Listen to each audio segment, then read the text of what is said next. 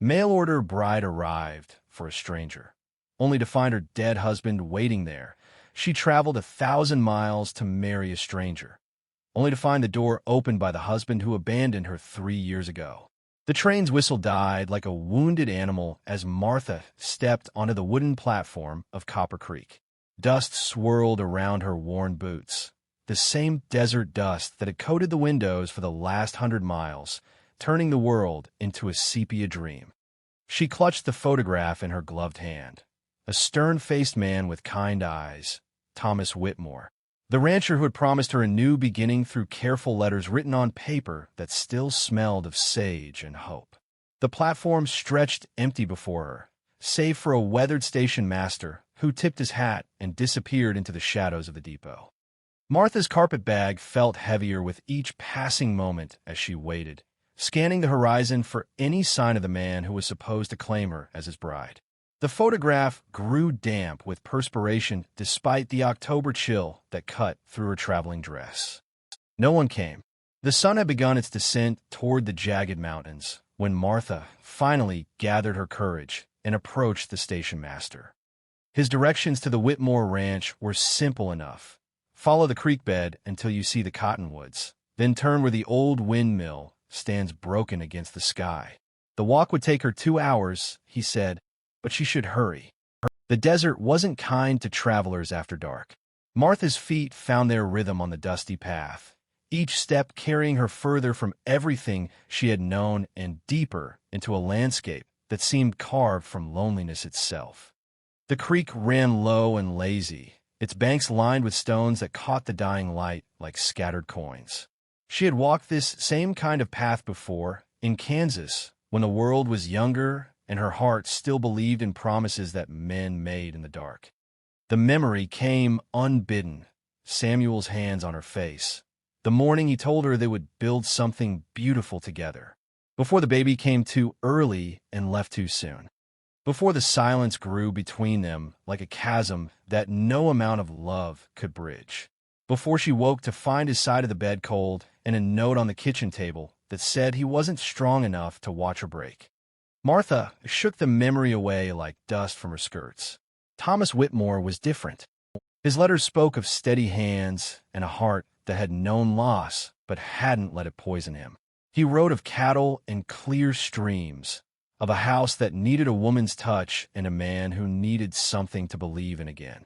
She had answered his advertisement because she too needed something to believe in, and because the alternative, living on her sister's charity and pity, had become unbearable. The broken windmill appeared on the horizon just as the station master had promised, its twisted blades catching the last rays of sunlight like the bones of some prehistoric bird. Martha turned toward the cottonwoods, their leaves whispering secrets in the evening breeze. The ranch house sat modest and neat among the trees, its windows glowing amber with lamplight. She paused at the gate, smoothing her hair and checking the photograph one more time. Thomas Whitmore gazed back at her from the faded paper, his face serious but gentle, his eyes holding the kind of steadiness she had convinced herself she could learn to love. Martha folded the photograph carefully and tucked it into her reticule, then walked up the path to the front door. Her knock echoed hollow in the evening air. Footsteps approached from within, slow and measured, and Martha found herself holding her breath. The door opened, and the world tilted sideways. Samuel stood in the doorway. Not Thomas Whitmore, the steady rancher with kind eyes and gentle letters. Samuel Morrison, her husband, the man who had left her alone with her grief in an empty cradle 3 years ago in Kansas. Samuel, whose face had haunted her dreams and whose absence had carved her hollow. Samuel, standing there in clothes she didn't recognize, his hair longer than she remembered, his eyes carrying shadows that seemed deeper than the desert twilight. He was older now, weathered by sun and wind, his hands rough with work she had never seen him do. But it was unmistakably him. The curve of his mouth, the way his shoulders carried weight like a yoke, the way he looked at her as if she were a ghost he had conjured from his own guilt and longing. Martha! Her name fell from his lips like a prayer or a confession. She couldn't speak. The photograph in her reticule seemed to burn against her hip, Thomas Whitmore's face mocking her from its paper prison. The evening air grew thick with questions that had no easy answers, and Martha felt the same hollow ache in her chest that had followed her from Kansas. The same feeling of standing at the edge of something that would either save her or destroy what little of herself she had managed to piece back together. Samuel stepped aside, and Martha saw past him into the house. A stranger's furniture, a stranger's life, a stranger's hope that she had come to claim. But it was Samuel's eyes that held her, Samuel's guilt that reached across the threshold like a bridge or a trap. The desert wind picked up, sending dust devils dancing across the yard, and Martha realized that some distances could never truly be traveled. Some destinations were just clever disguises for the places you thought you had left behind.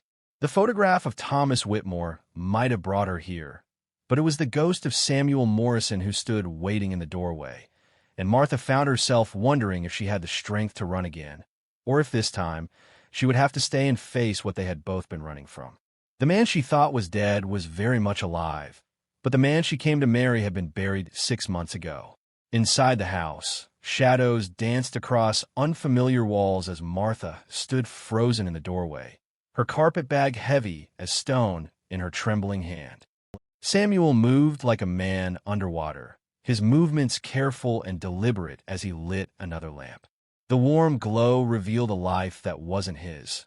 Leather-bound books he had never read, photographs of people she didn't recognize, a coat hanging on a peg that belonged to broader shoulders than Samuel had ever carried. "Sit," he said, his voice rougher than she remembered. "Please." Martha remained standing, her eyes cataloging every detail of the deception. The furniture spoke of a man who took care with his belongings. The kitchen held the lingering scent of good bread and strong coffee. Even the way the curtains hung suggested hands that knew how to make a place feel like home. This was Thomas Whitmore's house, Thomas Whitmore's life, and Samuel was wearing it like an ill-fitting coat. "Where is he?" Martha's voice came out smaller than she intended. Samuel's shoulders sagged, and for a moment he looked like the boy she had married in Kansas, the one who used to bring her wildflowers and promise her the world.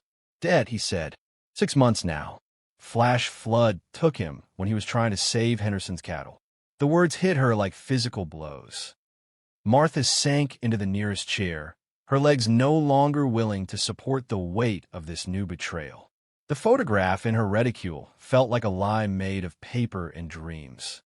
All those letters, all those careful words about building something together, about steady hands and patient hearts, they had been Samuel's words, wrapped in a dead man's name. "You wrote them," she whispered. "All of them." Samuel nodded, his eyes fixed on the floor. "Thomas started the correspondence. After I came here, broken and drunk and ready to die, he took me in, made me work the land, made me remember what it felt like to be useful. When the letters started coming from you, he'd read them aloud while we ate supper. Said you sounded like a woman worth knowing." Martha's hands clenched in her lap. The Samuel she remembered had been charming but weak, quick with pretty words and quicker to disappear when life demanded more than he was willing to give. This man before her carried himself differently, his hands scarred by honest work, his face carved lean by desert wind and hard choices. "After the flood," Samuel continued, "I found your last letter on his desk, the one where you said you were coming. I meant to write back, meant to tell you the truth, but the words wouldn't come. The ranch was failing, the creditors were circling like vultures, and I was drowning again. So I kept writing as Thomas. Told myself you'd never actually come. But I did." The words tasted bitter in her mouth. "But you did." Samuel looked up then, and Martha saw something in his eyes she had never seen during their marriage. Regret that ran deeper than shame, a grief that had nothing to do with self-pity. Thomas used to say that some mistakes are so big they become their own kind of punishment. I've been living in that punishment for 6 months, wearing a dead man's name, sleeping in his bed, pretending I was worthy of the life he built. Martha stood abruptly, pacing to the window where she could see the desert stretching endlessly under starlight. "And what about me? What about the life I left behind?" My sister thinks I'm married to a good man in Colorado. I have nothing left back there, Samuel. Nothing. I know. His voice was barely a whisper. God help me, I know. She turned to face him, and suddenly they were not a deceived bride and her lying husband, but two people who had been broken by the same losses, who had run from the same ghosts in different directions only to find themselves trapped together in a dead man's house. The baby they lost had been the beginning of their ending. Martha's grief, so fierce it had pushed everyone away. Samuel's guilt, so heavy it had crushed his ability to stay and fight for what they had left. You left me, Martha said, the words carrying 3 years of sleepless nights and empty mornings. When I needed you most, you left me alone with all that pain. I know, Samuel repeated, and something in the way he said it made Martha realize that leaving her hadn't saved him from the pain at all. It had only meant he carried it alone, without even the comfort of her presence to share the load. The clock on the mantel ticked loud in the silence between them. Outside, a coyote called to the moon, its voice echoing the loneliness that seemed woven into the very fabric of this place. Martha looked around the house again, at Thomas's books and Thomas's photographs, at the life of a man she had planned to love who was now 6 feet under desert ground. What happens now, she asked. Samuel rubbed his face with hands that shook slightly. I don't know. The ranch is mortgaged to the hilt. Come spring, they'll probably take it. I've got maybe $50 to my name and a horse that's older than both of us put together. Martha nodded slowly. She had expected a new life, a fresh start, a chance to build something clean and hopeful from the ashes of her old dreams. Instead, she had found the very past she had tried to escape, wearing a stranger's face and living in a dead man's shadow. But as she looked at Samuel, really looked at him, she began to see something else. The boy who had run from their tragedy was gone. In his place sat a man who had learned to carry weight, who had tended another man's land and honored another man's memory, even while drowning in his own shame. The Samuel she had married would have sold Thomas's belongings and spent the money on whiskey and false promises.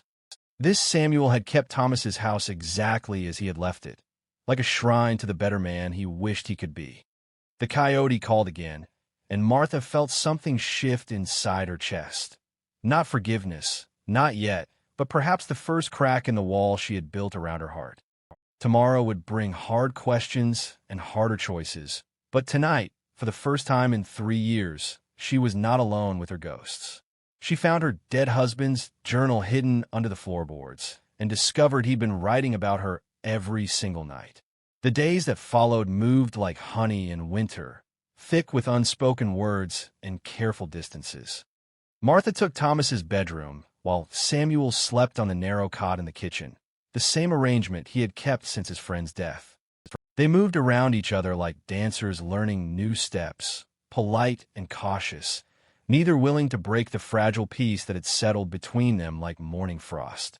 Martha had nowhere to go. Her purse held barely enough coin for a meal, let alone passage back to Kansas, and winter pressed against the mountains with the promise of snow. Samuel worked the land with desperate intensity, rising before dawn to mend fences that would likely belong to creditors come spring, tending cattle that might be sold to pay debts that weren't his own. On the third morning, Martha found herself in Thomas's study, drawn by the careful organization of a life lived with purpose. The desk held ledgers filled with meticulous records, correspondence with neighbors about shared resources and mutual aid, and a small leather journal that fell open in her hands like it had been waiting for her touch. The pages were filled with Thomas's careful script, daily entries that read more like letters to God than personal reflections. But as Martha read deeper, she discovered entries about Samuel and about her. October 12th. Sam worked until his hands bled today, fixing the gate that's been hanging crooked since May. Won't let me tend the cuts. Says he's got to earn his keep, but I think he's trying to bleed out the guilt. Told him tonight about the woman who's been writing, the one whose letters make him go quiet and stare at nothing. Maybe someday he'll find the courage to tell her where he's been hiding. Martha's breath caught in her throat. She turned the pages with trembling fingers, finding entry after entry that painted a picture of Samuel she had never known, a man tormented by what he'd lost, working himself to exhaustion to prove his worth to a friend who had already seen it. November 3rd. The letter from Martha Morrison came today. Sam's hand shook when I read her words aloud. She writes about starting over, about believing in second chances. Sam got up and walked out into the storm, came back hours later, soaked to the bone. Found him in the barn, crying like his heart was broken all over again. Lord, help me know how to heal what's wounded in this boy. The journal slipped from Martha's hands as the truth settled in her chest like a stone. Thomas had known exactly who she was from the beginning. Every letter Samuel had written in his name had been crafted with Thomas's blessing, guided by a dead man's hope that two broken people might find a way back to each other. She heard Samuel's boots on the front steps and quickly closed the journal, but not quickly enough. He stood in the doorway, covered in dust from the morning's work, his eyes finding the leather volume in her hands. "You found it," he said quietly. He knew. Martha's voice was barely a whisper. He knew who I was. Samuel nodded, moving to the window where he could look out at the land that had become both his salvation and his prison. Thomas said that some stories were too big for one person to carry alone. Said maybe that's why God invented friendship and second chances and mail-order brides who were brave enough to travel across the country for love. But it wasn't love, Martha said. It was desperation. Was it? Samuel turned to face her, and she saw something in his expression she remembered from their early days in Kansas, a vulnerability that made him look younger, more hopeful. Thomas read every letter you wrote. Said he could hear it between the lines, the way you talked about wanting to build something that would last. Said that wasn't desperation talking. That was a woman who still had faith in tomorrow. Martha stood, pacing to the bookshelf where Thomas's volumes stood like silent witnesses to a life well lived. "And what about you? What did you have faith in?" "Nothing," Samuel admitted, "until I started writing back to you. Until I remembered what it felt like to have something worth hoping for." The admission hung between them like a bridge neither was quite ready to cross. Martha pulled another book from the shelf, a collection of poetry worn soft by frequent handling, and found pressed flowers marking pages that spoke of redemption and grace. Thomas Whitmore had been a man who believed in the possibility of healing, even for the most broken souls. "He was a good man," she said, "the best I ever knew. And he died trying to save cattle that weren't even his." Samuel's voice carried the weight of survivor's guilt, the burden of being the one left behind to make sense of senseless loss. "I keep thinking I should have been with him that day. Maybe if don't." Martha's sharp word cut through his self-recrimination. "Don't you dare take on blame that isn't yours to carry. I've spent 3 years doing that, Samuel. It'll kill you from the inside out." Something in her tone made him look at her, really look, and Martha realized they were no longer talking about Thomas's death, but about the baby they had lost, about the ways they had each blamed themselves for tragedies that belonged to no one and everyone at once. That afternoon, Martha found herself in the kitchen mending one of Samuel's shirts, her fingers working automatically while her mind wrestled with impossible questions. The fabric was worn thin in places, the tears speaking of hard work and careless accidents. As she stitched, she remembered other evenings, other mending, when her hands had known the shape of his clothes and her heart had known the rhythm of his breathing beside her in the dark. When Samuel collapsed in the south pasture, Martha saw him fall from the kitchen window. She ran across the hard-packed earth in her stocking feet, her heart hammering against her ribs as she dropped to her knees beside him. He was conscious but gray with exhaustion, his body finally surrendering to the punishment he had been inflicting on himself for months. "Easy," she whispered, her hands finding his face as she had done 1,000 times before, checking for fever, for signs of serious illness. His skin was hot and dry, his breathing shallow. "When's the last time you ate?" Samuel tried to sit up, but Martha's firm hands pressed him back down. "I'm fine," he insisted, but his voice was thin as paper. "You're not fine. You're half dead from working yourself to death." Martha's anger surprised them both with its fierceness. What good does it do Thomas's memory, if you kill yourself trying to save a ranch that's already lost. Samuel's eyes found hers, and in them she saw the same desperate need to fix the unfixable that had driven her to scrub their baby's room over and over after the funeral, as if cleanliness could somehow call back what was gone forever. They had both been trying to earn their way back to worthiness through suffering, as if pain itself could be a form of penance. "Come on," Martha said, slipping her arm around his waist to help him stand. "Let's get you inside." As they walked slowly back to the house, Samuel leaning heavily on her small frame, Martha felt something long frozen in her chest begin to crack and shift. For the first time since stepping off that train, she wasn't thinking about Thomas Whitmore or mail-order promises or the life she had expected to find. She was thinking about the man beside her, about the weight of his body against hers, about the way his breathing had evened out now that someone was there to help him carry the load.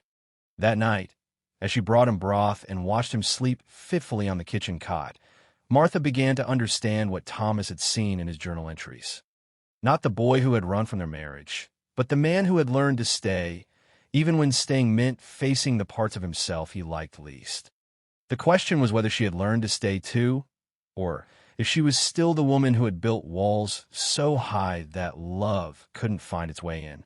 In the end, it wasn't the marriage they planned that saved them, but the one they chose to build from the ashes of their mistakes. The first snow of winter fell on Copper Creek like a benediction, soft and silent as forgiveness itself. Martha watched it from Thomas's kitchen window, while Samuel slept off the fever that had claimed him for 3 days. She had tended him the way she once tended their dying garden in Kansas, with stubborn hope and steady hands, refusing to let death have what little remained of her heart. Now, as the flakes drifted past the glass like scattered prayers, Samuel stirred on his cot and opened eyes that were clear for the first time in weeks. The crisis had passed, but something else had taken its place, a fragile peace that felt as delicate and necessary as the snow itself. "Martha?" His voice was rough with sleep and healing. She turned from the window, and in the amber lamplight, they looked at each other without pretense for the first time since she had stepped off that train. Samuel's face carried the hollow marks of illness, but his eyes held something she hadn't seen there in all their years together, a quiet acceptance of who he was, scars and all. "I need to tell you something," Martha said, settling into the chair she had occupied for 3 sleepless nights, "about why I really answered Thomas's letters." Samuel pushed himself up on one elbow, listening with the careful attention of a man who had learned the weight of words left unspoken. "It wasn't just because I needed somewhere to go," she continued, her fingers working the hem of her apron. "It was because his letters reminded me of you. Not the you who left, but the you I fell in love with. The one who used to write me poetry on scraps of paper and leave them in my sewing basket." A smile ghosted across Samuel's lips. "You kept those until the house burned." The words came easier now, carrying less poison than they once had. "Lost them in the fire that took everything else. But I remembered them, Samuel. Even when I hated you, I remembered the boy who thought love was made of wildflowers and promises written in careful script." Samuel was quiet for a long moment, his gaze fixed on his hands. "I stopped writing poetry after Kansas. Couldn't find the words anymore. But when I started writing to you as Thomas, something broke loose in me. Like maybe I wasn't completely dead inside after all." Martha reached for Thomas's journal, which had never left the kitchen table since she found it. "He knew, didn't he, that you were writing to your own wife? He figured it out when I knew things about you that weren't in your letters. The way you hated storms, how you hummed when you were content, the fact that you always wore blue because it reminded you of your mother's eyes." Samuel's voice carried the weight of secrets finally shared. He said maybe God had a sense of humor, bringing a man's wife to him through another man's kindness. And maybe he did. Martha opened the journal to a page she had memorized, one of Thomas's final entries. "Listen to this. Sam asked me today what I thought love really was. Told him it wasn't the pretty feeling you get at the beginning. That's just hope wearing fancy clothes. Real love is what's left when hope dies and you choose to stay anyway. When you look at someone's worst self and decide they're still worth fighting for. The words hung in the warm air between them, carrying the wisdom of a man who had understood something about love that most people spent their whole lives trying to learn. Outside, the snow continued to fall, blanketing the world in the kind of silence that felt holy. "I was such a coward," Samuel whispered. "We both were," Martha replied. "I pushed you away just as hard as you ran. After we lost the baby, I couldn't bear to see my grief reflected in your eyes. It was easier to be angry than to admit we were both drowning." Samuel sat up fully now, his strength returning with each honest word. "What if we had stayed and fought through it together?" "We can't know that," Martha said, "but we can decide what happens now." The question lay between them like a bridge they could choose to cross or burn. Martha thought of the train ticket she would need to return to Kansas, of her sister's pitying looks and the small, safe life that waited for her there. She thought of the creditors who would come for the ranch in spring, of Samuel's uncertain future and her own. But she also thought of Thomas's seeds, carefully stored in labeled packets in the pantry, waiting for spring planting. She thought of Samuel's hands, no longer soft with youth, but strong with honest work. She thought of the way he had cared for Thomas's memory, keeping the house exactly as his friend had left it, honoring the dead while learning to live again. "The ranch will be lost," Samuel said, as if reading her thoughts. "Come spring, we'll have nothing." "We'll have each other," Martha replied, the words surprising them both with their certainty. "If we choose to." Samuel looked at her with wonder, as if she were a miracle he had stopped believing in. "Even after everything I've done? All the lies, the running, the ways I've failed you."